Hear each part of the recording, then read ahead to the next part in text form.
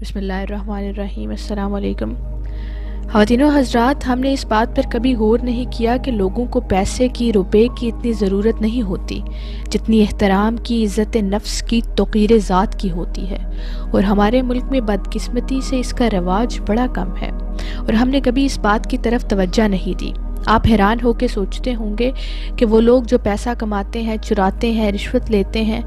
ہم نے ان کے انٹرویو کیے اور ان سے پوچھا کہ آپ رشوت کیوں لیتے ہیں، کیا وجہ ہے کہ آپ ایسے کبھی فیل میں داخل ہوتے ہیں؟ تو وہ کہتے ہیں کہ ہم بہت سارا روپیہ لے کر اکٹھا کر کے اس سے عزت خریدتے ہیں،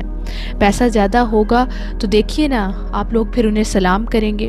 وہ عزت خریدتے ہیں ناجائز طریقے سے، اور جب خرید چکتے ہیں تو پھر معتبر بنتے ہیں، بڑی کار میں بیٹھتے ہیں، ہاتھ میں ٹیلی فون اٹھاتے ہیں، دوسرے میں کلاشن کوف ہوتی ہے، اور آپ کہتے ہیں سلام چودھری صاحب۔ اگر یہ سب کچھ کیے بغیر صاحبان عزت کو عزت ادا کی جائے، یا جو آدمی جس مقام پر ہے اس کو عزت دی جائے اور عزت سے اتنا زچ کر دیا جائے، زچ میں اس لیے کہہ رہی ہوں کہ وہ کوئی بدفعل کر ہی نہیں سکتا۔ میں ایک صاحب عزت ہوں تو وہ انسان کہے گا کہ میں برا فعل کیوں کروں؟ تو ترقی یافتہ معاشروں نے اسی ٹرک کو اپنایا ہے، انہوں نے لوگوں کو وہ عزت عطا کر دی ہے، اور وہ لوگ اپنی عزت کی تلوار اپنے پہلو کے ساتھ لٹکا کر کوئی ایسا فعل نہیں کر سکتے جو ان کو تذلیل کی طرف، بے عزتی کی طرف مائل کریں۔ وہ کہتے ہیں کہ ہم عزت دار آدمی ہیں، ہم ایسا نہیں کر سکتے۔ جس طرح میں پچھلی مرتبہ عرض کر رہی تھی کہ جب آپ روزہ رکھتے ہیں تو آپ روزے داروں میں شامل ہو جاتے ہیں، ایک خاص قسم کی عزت اپنی نگاہوں میں ہوتی ہے۔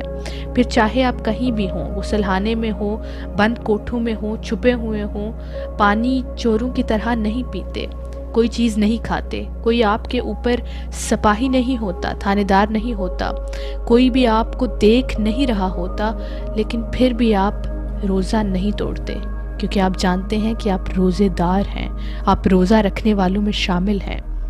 ہم یہ کہتے ہیں کہ ہماری حکومتیں جو ہیں ان کی طرف توجہ نہیں دی جانی چاہیے۔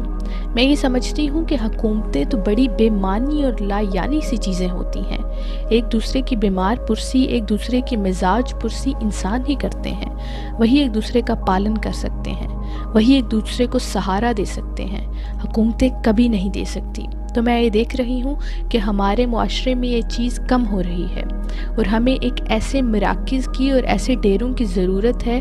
جہاں چاہے ہمیں تعلیم نہ ملے، جہاں چاہے ہم کو گرامر نہ سکھائی جائے، جہاں چاہے ہم کو درس نہ ملے، لیکن لوگوں کو تکریم ضرور ہو، اور یہ نہ کہا جائے کہ یہ صاحب علم نہیں ہے اس لیے ہم عزت نہیں کرتے۔ ہم یہ کہیں گے چونکہ یہ انسان ہے اور یہ حضرت آدم کی اولاد ہے، اس لیے ہم اس کی عزت ضرور کریں گے۔ اشفاق احمد اشفاق کہتے ہیں کہ ہمارے ڈیرے پر ایک دفعہ ایک نوجوان آیا، اسلامیہ کالج کا اسٹوڈنٹ تھا، بڑا اچھا،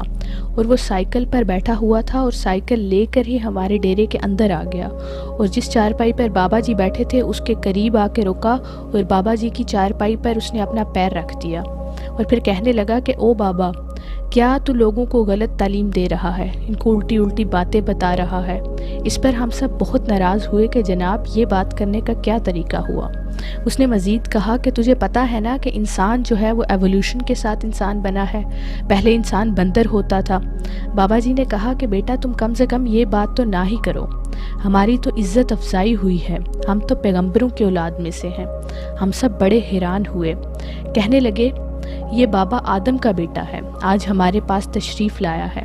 اپنے آپ کو کبھی بھی بندروں کی اولاد نہ کہنا، تم نبیوں کی اولاد میں سے ہو۔ اب جب اس نے یہ بات سنی کہ وہ نبیوں کی اولاد میں سے ہے، وہ اس بات پر بہت خوش ہوا، اور پھر ایک اور طرف سے ہو کر وہاں سے واپس چلا گیا۔ تو خواتین و حضرات، اپنی بھی عزت کیجئے اور ان لوگوں کی بھی عزت کیجئے کہ جو اس کے حقدار ہیں، کیونکہ ہمارا حسب و نسب ان لوگوں سے ملتا ہے جو اللہ کے بہت قریب تھے۔ لوگوں کی اس وجہ سے عزت کریں تاکہ ان کو عزت کمانے کے لیے برے رستوں اور برے ہتھ کنڈوں کو نہ استعمال کرنا پڑے۔ بہت بہت شکریہ۔